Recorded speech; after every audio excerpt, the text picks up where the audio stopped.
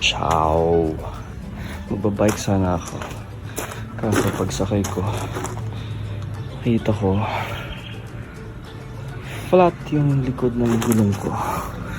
So, trying to figure out paano tanggalin para mapag-vulcanize natin. So, DIY tayo. Kasi parang hindi ko nadadalhin yung buong bike. So, there's always new things. Tinanggal ko na tong lock. Yun. Tapos yun, parang matatanggal naman siya doon. So, kailangan ko lang tanggalin yung kadena. Tsaka ito. Para matanggal ko from here. Let's do this. Dati inaasa mo lang lagi sa either sa kapatid ko dahil nag-gets vulcanizing siya ng buong bike. Pero this time, para at least makasave tayo ng space sa car, tanggalin na lang natin yung gulong. We can learn this. Ciao!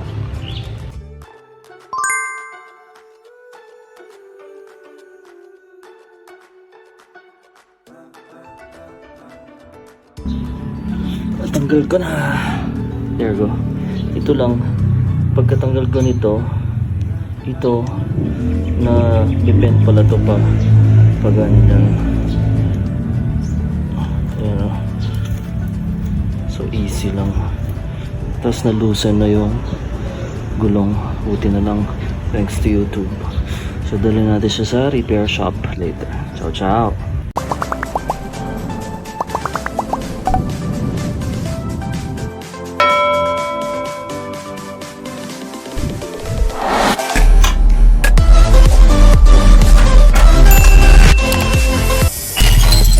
Dahil sobrang na-miss tayo sa ating pressure cooker, gumawa na naman tayo ng isang recipe for Mother's Day din. Beef stew naman, Korean beef stew. So we have our beef na naman ulit. More than 1 kilo, 500 plus then 71. Little smaller than yesterday. So let's do this. Since Korean beef stew, we have sesame oil. We got this Oriental beef stew recipe mix, and of course sesame seeds. Then we'll put some, lagyan natin ng carrots and potatoes also para may veggies. And then some beef cubes. And that's it. Onion leeks we have. The onion leeks right dito somewhere here. And onion leeks, ginger, and then potatoes. Ciao. Silip yung dalawa. Naglilinis kasi. Hindi kumukulog si Una takot doon sila sa taas. Sige, dyan lang kayong dalawa.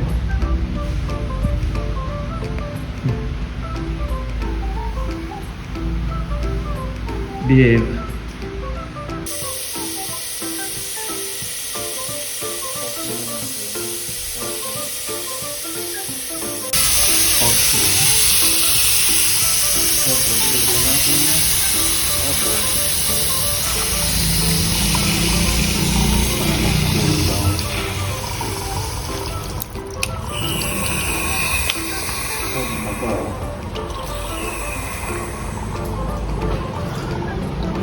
So, importante yun dapat, hindi siya i-open agad.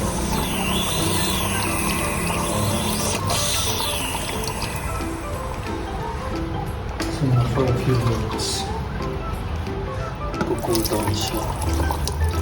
Kasi, may tendency siya sumabog. Yun yung nag-cause ng accident. Kaya it's good na that we read yung instructions pag may mga gagamitin tayo mga like this. Ready na yung ating onions, carrots and potatoes, onion leeks, ginger. After a few minutes, open na natin siya safely. There you go. Our beef. Pero isasalang natin siya ulit, but i-mix na natin yung ginger para mas magka-flavor siya. And then yung onions.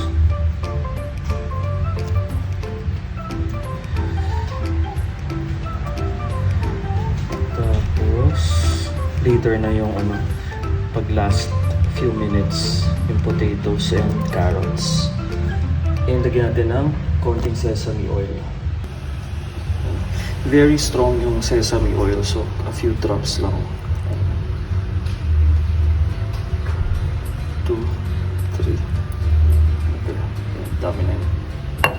Salo natin ulit for another 10 minutes. Let's add soy sauce din pala and some sugar. Check ko lang muna kasi binilagay ko na kanina yung flavoring ng beef stew. So tignan ko lang kung ano yung lasa. So, parang nilaga. Lagyan na natin ng soy sauce. Okay. So add na natin yung soy sauce. Sarap na yung lasa niya, para siyang bulalo. 1, 2, 3, 4. And then mag-add tayo ng sugar.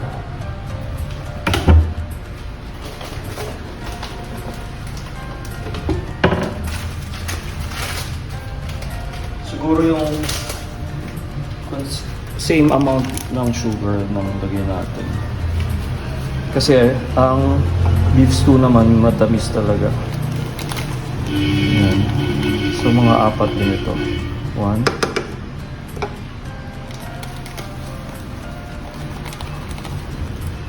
2, 3, and then 4. Yan, okay. Tapos later na natin yung sesame seeds. Mix na natin. Tignan natin yung color kung okay na.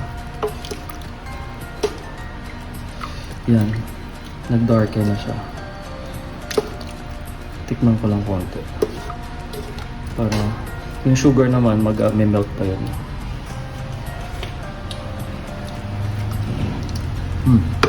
Pwede pang lagdagan ng konti para mas malasa. Yan.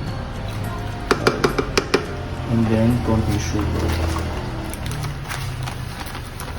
Okay. Tapos add natin na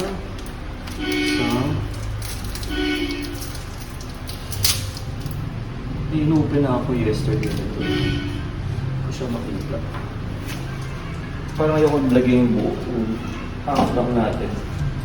Kasi ayoko rin na masyadong matapang yung mga beef cubes yan. Okay. Tapos salang natin for another 10 minutes. Oh. Tinutulong ng siya yung yolk na ako. Galing. Sa hirap ba naman magpat-lambot ng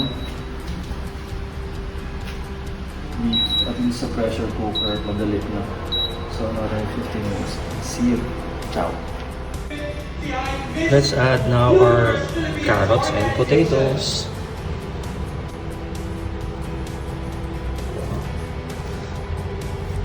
Normally, wala namang veggies ang beef stew. Pero, para mas healthy naman, lagyan natin. Tapos, another 10 minutes para lumambot naman itong ating potatoes and carrots. For sure, malambot na yung ating beef. Pinili lang natin to para hindi ma-overcook naman yung ating veggies.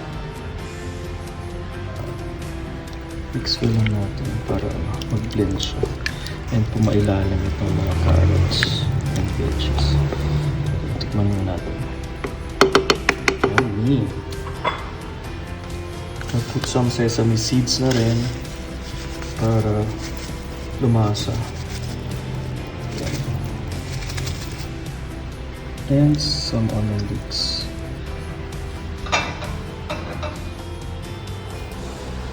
There we go. Check natin kung malambot na to. Yummy! Ready na.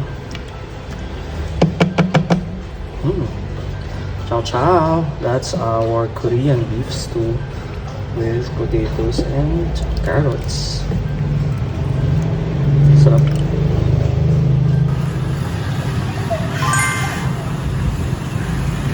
Flores de Mayo. Eat. Maya pa yung hapon.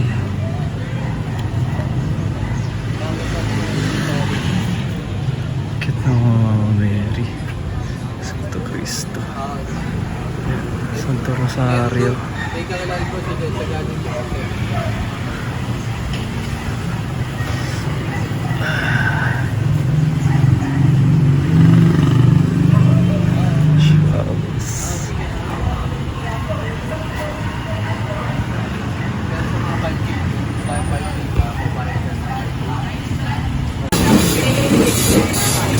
Ave Maria ng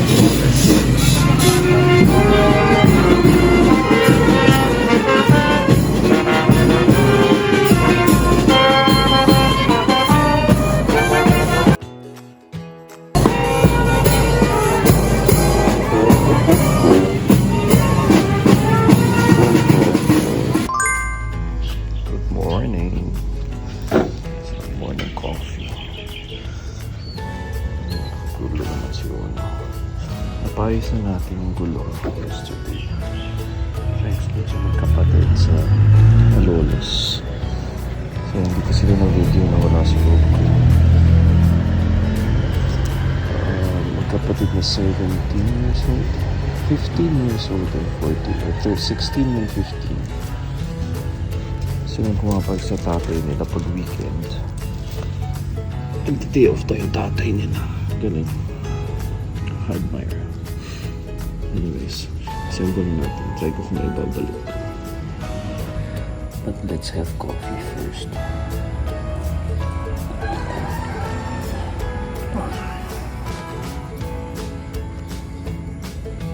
Nakakatawa. 30 pesos lang yung pag-vulcanize. Meron yung staple wire. Kaya na flat tire tayo. 30 pesos. Siyempre ginawa na natin 50 para may konsuelo yung mga bata. Nakakatawa, instead na gumimik sila. Hindi sila yung pumapalit sa tatay nila pag weekend para makarest. Tapos sabi nila, kapag weekdays naman, since malapit yung school nila dun sa vulcanizing shop, sila din sila dumitaretso after class para tulungan yung tatay nila. Galing, no?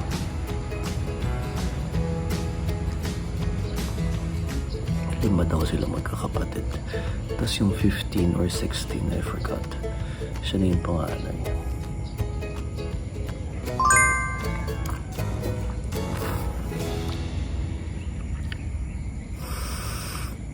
Natin makabike tayo.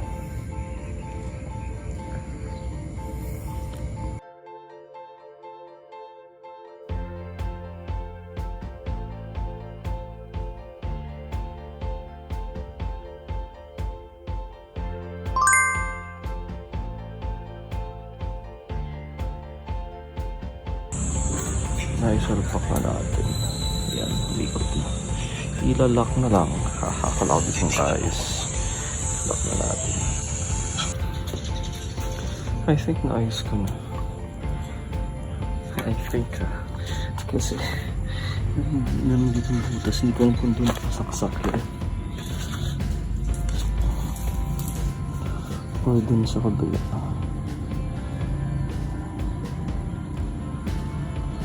So, check ko na lang sa bike shop later.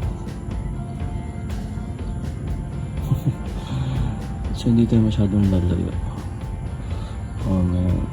Aksidente pa tayo. So, mag-prepare na. Ciao, ciao.